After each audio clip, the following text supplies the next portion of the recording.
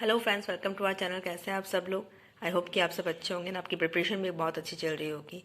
Guys, आज की video के अंदर आपको जो ये कीबोर्ड दिख रहा है तो इससे रिगार्डिंग ही मैं आपको सारी इन्फॉर्मेशन दूंगी। बट इसमें स्पेशल क्या है, इसके अंदर जो स्पेशल चीज़ है वो ये है कि आज की वीडियो के अंदर हम आपके हाई कोर्ट LDC की जो टाइपिंग होने वाली है उसमें आपको कौन से कीबोर्ड को प्रेफर करना है प्रैक्टिस के लिए, एंड एग्जाम सेंटर जो होगा जहाँ पे आपका टाइपिंग टेस्ट हेल्ड होगा वहाँ पे आपको किस टाइप का कीबोर्ड मिलेगा, क्योंकि ये दोनों चीज़ें बहुत ज़्यादा मैटर करती हैं आपकी प्रिपरेशन में।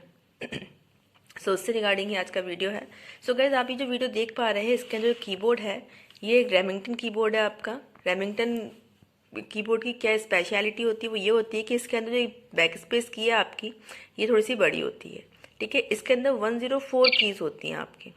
104 कीज़ इसके अंदर अवेलेबल होती हैं। आपको जो टाइपिंग करनी है आप देख पा रहे हैं कि इसकी कीज़ जो है थोड़ी सी उठी हुई होती हैं, दिख रही हैं आपको, ये क्लियर दिख रही होंगी। मैं थोड़ा सा जूम कर देती हूँ। अब आप देख पा रहे हैं इसकी कीज़ कैसी हैं। ओके गाइस, तो इस तरह की आपको कीज़ इसके अंदर अवेलेबल होंगी। टाइपिंग इस पे ही करनी है बिकॉज कुछ लोग, जैसे लैपटॉप का हमारा कीबोर्ड होता है, लैपटॉप पर तो आपको टाइपिंग करनी ही नहीं है, उसकी कीबोर्ड पे टाइपिंग नहीं करनी है, अपना टोटली टाइम स्पॉइल करोगे। आपको टाइपिंग इस पे करनी है। और जैसे कि आपका जो टाइपिंग टेस्ट होता है मोस्ट प्रोबेबली आपका आर्या में होता है, सभी का आर्या में ही होता है। टाइपिंग टेस्ट जो भी है वो आर्या में ही होता है। वहाँ पर आपको यही कीबोर्ड्स वहाँ पे अवेलेबल होंगे। और एक एडवांटेज आपको और मिलता है कि जब आपका टाइपिंग टेस्ट है और आप कीबोर्ड को यूज़ करके देख लें, अगर आपको लग रहा है कि ये मुझे कंफर्टेबल नहीं है, कोई चीज़ प्रॉब्लम है, तो वो चेंज कर देते हैं, उसको रिप्लेस कर देते हैं। ठीक है गाइज, तो वहाँ पर इसी टाइप के कीबोर्ड अवेलेबल रहेंगे आपकी। वो बात अलग हो जाती है कि एक आध कोई कीबोर्ड दूसरे उसका हो, ठीक, बट आपको प्रैक्टिस इसी पे करनी है। कीज़ आप देख पा रहे हैं सारी। ये कीबोर्ड आपको प्रैक्टिस में क्या लाना है, एक तो आपको सीखेंगे जब आप इनिशियली, सबको आती होगी टाइपिंग, बट हम लोग क्या करते हैं एक हाथ से टाइपिंग करते रहते हैं। जो अपन जनरली इंग्लिश की करते हैं हम सोचते हैं कि नहीं इंग्लिश की टाइपिंग तो हमारी हो जाएगी, वो भी हमारी थोड़ी सी गलती होती है। टाइपिंग स्टार्ट करने का जो तरीका है उसकी वीडियोस आपको हम टाइमली प्रोवाइड करवाएंगे। बट इनिशियली अगर मैं आपको थोड़ी सी इन्फॉर्मेशन इसमें दूँ तो सबसे पहले हमें इनको लर्न करना होता है। लर्न करने की भी एक ट्रिक होती है। किस तरह से? सबसे पहले हम मिडिल रो लर्न करते हैं। मिडिल रो जो है आपकी ये वाली, जिसमें आपके ASTFGHJKL एंड कॉलन, ये वाली हम लर्न करते हैं। उसके बाद अपनी फर्स्ट आती है, फिर सबसे लास्ट में अपनी ये आती है। तरीका क्या होता है इसका, कीज़ को हमें कीज़ पे फिंगर्स को ऐसे रखना है, दिख रहा है आपको? इस तरह से फिंगर्स को रखेंगे हम, ठीक है। और जब भी आपको जी यूज़ करना है तो ये फिंगर यहाँ आएगी और फिर जी आपका प्रेस होगा, वापस अपने प्लेस पे आ जाएगी। ठीक है, इसी तरह मैं आपको सेकंड वाले का बताऊँ। अगर इस साइड का, तो यहाँ पे देखिए आप, ठीक है, इस तरह से आपको फिंगर्स में प्लेस करनी होती हैं। फिंगर्स आपने इस तरह से प्लेस की और इसके लिए यहाँ जाएगी और यहाँ आएगी, देख पा रहे हैं आप? यहाँ जाएगी और यहाँ आएगी। ठीक, वन मोर थिंग इज कि आपको जब भी टाइपिंग करनी है तो आपको स्पेस को इस तरह से प्रैक्टिस में लाना है।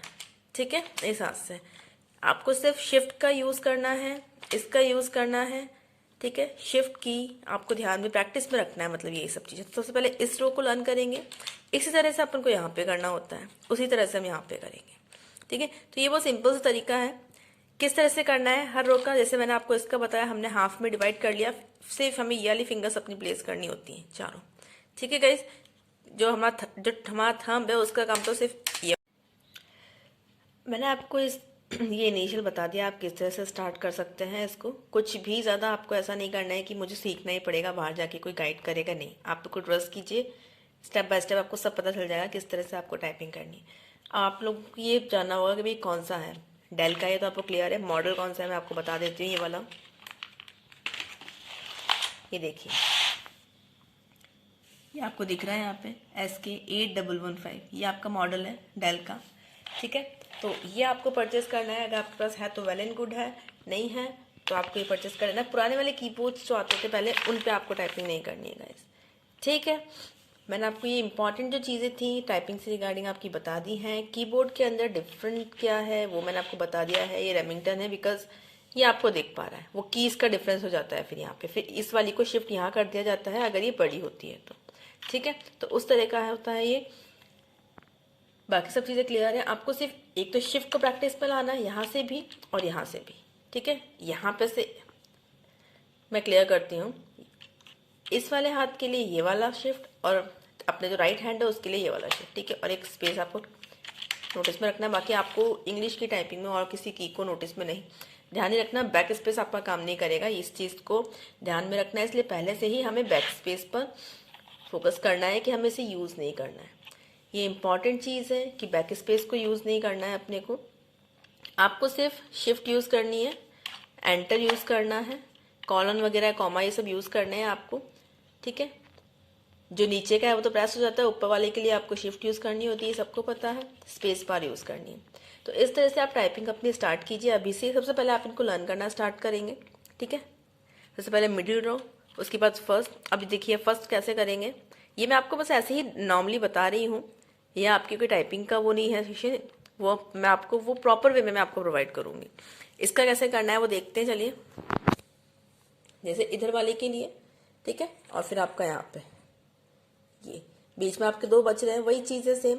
जैसे इसको किया, इसको किया, इसको किया, देन वाई, ठीक है। तो वो सब चीज़ें आपको प्रैक्टिस में आ जाएंगी धीरे धीरे, जिससे आप जैसे जैसे आप करते जाएंगे वैसे वैसे सब चीज़ें आपको क्लियर होती जाएंगी। इंपॉर्टेंट चीज़ ये है कि हमें गाइस हमें ध्यान से इतना रखना है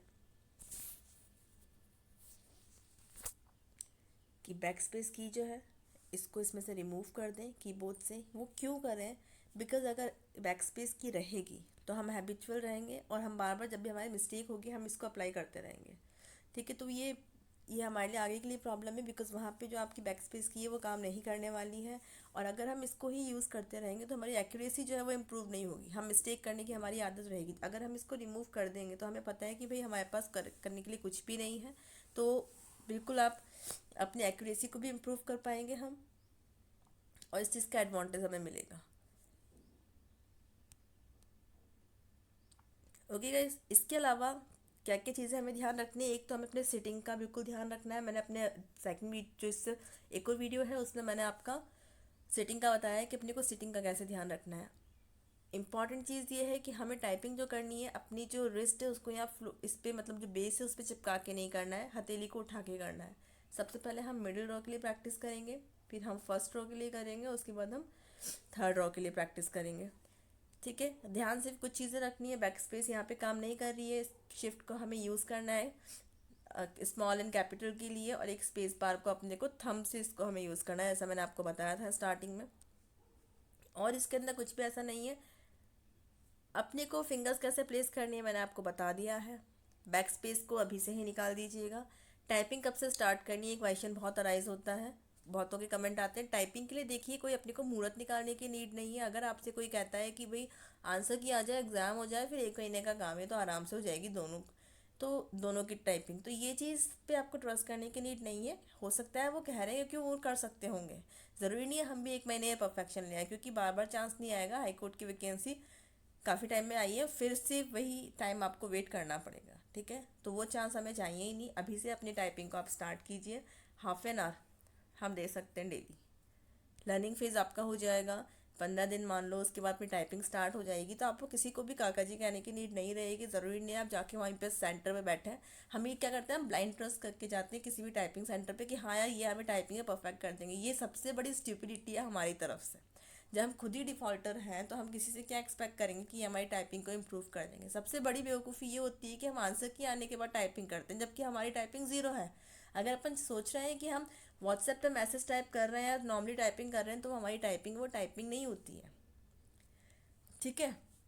हमें टच टाइपिंग करनी है, टच टाइपिंग जिसमें हम कीज़ को नहीं देखेंगे, सिर्फ स्क्रीन को देखेंगे। तो ट्रस्ट कीजिए, अगर आप फिर भी आप एक महीने में भी कर सकते हैं तो वेल एंड गुड है ना, आप तो कितने कॉन्फिडेंट कैंडिडेट हो जाएंगे उसके लिए।